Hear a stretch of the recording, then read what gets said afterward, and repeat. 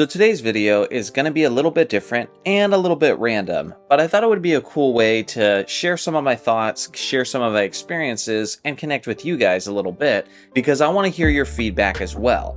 These are the top 5 games in NBA history that I regret missing. And what I mean by that is that I didn't see them live as they happened. I'm not talking about being in the stands and watching the game in person because that rarely happened in my life. But I'm talking about sitting in front of a TV, experiencing everything as it went down, being in the moment, and living the excitement as it happened. And please, let me know in the comments below, what are the games that you regret missing live and not seeing as it happened? I'm not looking to cast any judgment or any condemnation for whatever people might have to say. Sometimes, life just doesn't allow you to do what you'd rather be doing. So that's what we're talking about. So let me get things started with number 5.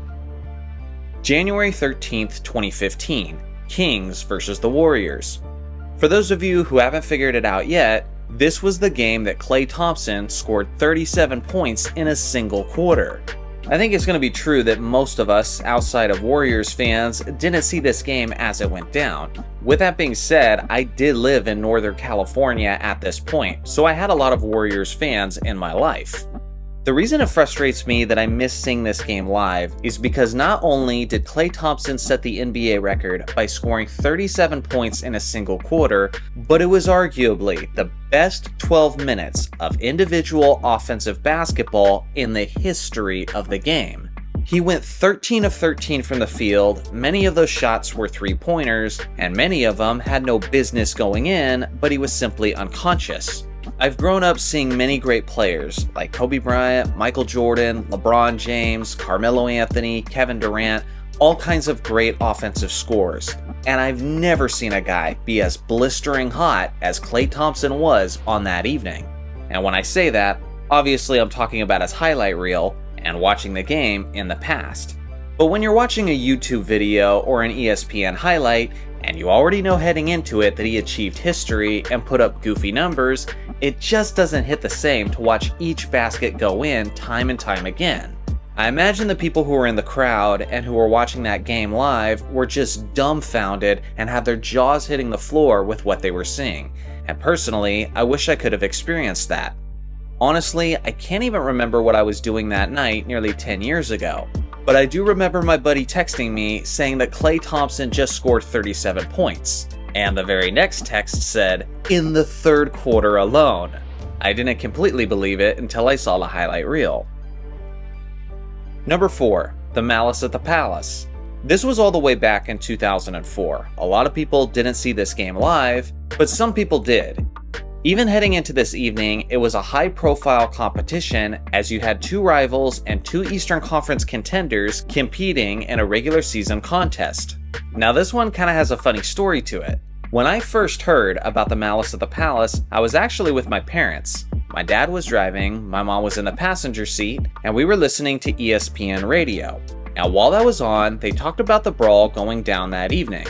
And then they played a soundbite of the commentators calling the radio broadcast, explaining the commotion and the chaos that ensued.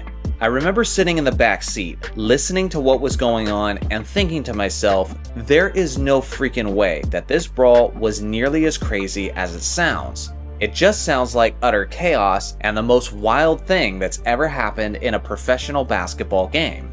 Sure enough, when I got home, I turned on ESPN and I saw the highlights, if you can call them that, more like lowlights, basically on repeat, and was just utterly shocked at what happened.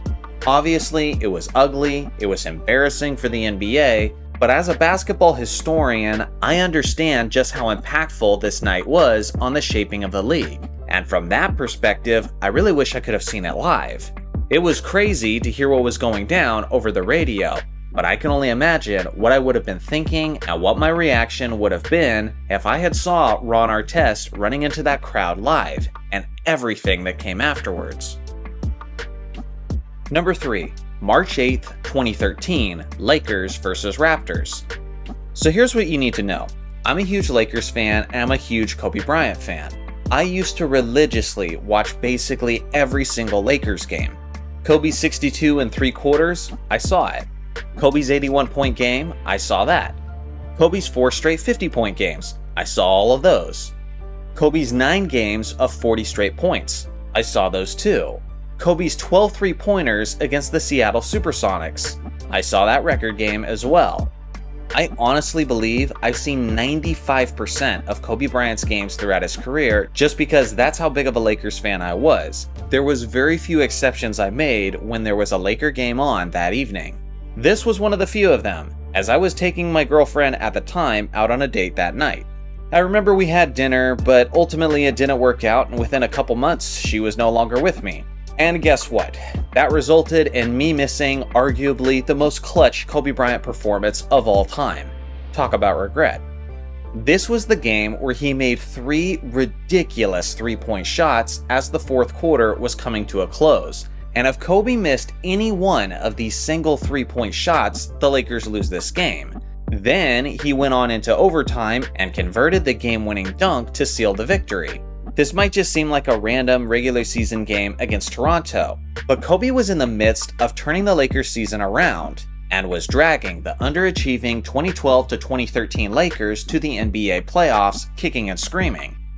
His numbers that evening were utterly ridiculous, and I remember for a short while he was in the MVP conversation. People who weren't closely following the Lakers that season really don't realize just how great Kobe was, despite the fact that they barely got into the playoffs just after he tore his Achilles. Ultimately, it was one of the best games of Kobe's career and one of the most clutch and meaningful regular season games that's ever been. Number 2. Game 5 of the 1997 NBA Finals, aka the flu game. Now obviously, missing an NBA Finals game is just crazy. But what you need to understand is that when you're an NBA superfan who's only 7 years old, you don't really make that many decisions for yourself. My dad was at work providing a livelihood for the family, and my mom had planned us to take a visit to go see my grandmother, who unfortunately didn't even have a television. Back at that time, I didn't have a smartphone, I didn't have access to the internet, there was basically no way I could know what was going on. And then one of the most historic, clutch, and epic performances of all time happened from the player who most people believe is the greatest of all time. I didn't find out what happened until I saw the newspaper the following day. Given the fact that I was only 7, I'm not sure what I could have really done to change that outcome, but I really wish I could have seen that game as it happened. Number 1. Game 7 of the 2016 NBA Finals. This one kills me. It embarrasses me to even admit that I never saw this game. It almost feels like an indictment on the quality of a basketball fan that I am. But the truth is, I didn't have a choice, and the fact that I missed this game actually helped shape my career. I'll explain. So obviously, as you guys all know, the Warriors got ahead of LeBron James and the Cleveland Cavaliers 3-1 in the NBA Finals. And that's when Kyrie and LeBron both stepped up and charged back to force a Game 7. There was only one problem. Before I started my YouTube channel, I was actually doing construction, and we were doing it for a private school. We were working on a classroom where students were scheduled to be there the next day. So because of this project had to get done that day. Unfortunately, we were running behind schedule. And given the fact that I was living in the San Francisco Bay Area, all of the guys on that job wanted to get the job done in a timely fashion. Then it's 2 p.m., then 3 p.m., then 4 p.m., and we still have a lot of things left on our plate. 5 p.m., 6 p.m. We are working as hard as we can, trying to get as much done as we can, but at that point, the writing was in the wall. And as a basketball fan, it was one of the most frustrating and depressing nights that I can possibly remember. We didn't end up finishing the job until 11:30 p.m., well after the game was over. I drove home trying not to get any updates. I tried to find a replay of the game, couldn't find it anywhere. So finally, I settled for watching a YouTube highlight and saw what happened in a matter of 5 minutes. It was at that point that I decided my job needs to be something centered around the NBA, because I don't ever want to miss a game like this ever again. And it was around that time that I first started thinking about starting this YouTube channel, and now it's my career. So I guess it all turned out alright, but the fact that I didn't see arguably the greatest NBA Finals game in NBA history does haunt me quite a bit. So now it's your guys' turn. What is a game that you didn't get to see live that still haunts you to this day? I look forward to hearing your thoughts in the comments section below. Thanks for watching as always. Make sure to like and subscribe for more basketball content, and I'll see you guys in the next video.